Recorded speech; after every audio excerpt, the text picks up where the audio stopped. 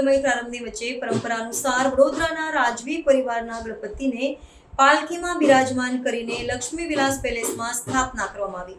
છેલ્લા 130 વર્ષથી કરતાં પણ વધારે સમયથી વડોદરાના રાજવી પરિવાર દ્વારા ગણેશોત્સવ વખતે ગણપતિ બાપાની સ્થાપના કરવામાં આવે છે।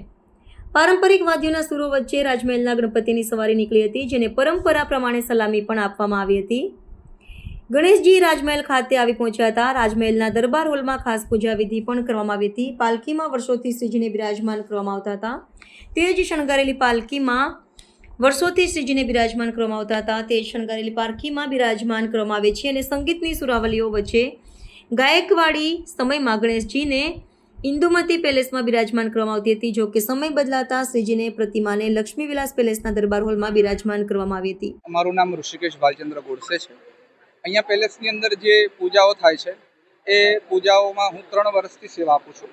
મૂર્તિ અહીંયા ભગવાન ગણેશજી તો ઘણા બધા વર્ષોથી બિરાજમાન થાય છે। કાશીના પંડિતો દ્વારા એ મૂર્તિનું નિર્માણ એટલે મૂર્તિ કેવી હોવી જોઈએ એ કાશીના પંડિતો દ્વારા બતાવવામાં આવ્યું છે। ત્યારથી એની એ જ મૂર્તિની સ્થાપના અને એ પરંપરા મુજબ એ જ ચાલી રહી છે અને એ જ મારે પણ આગળ વધારવાની।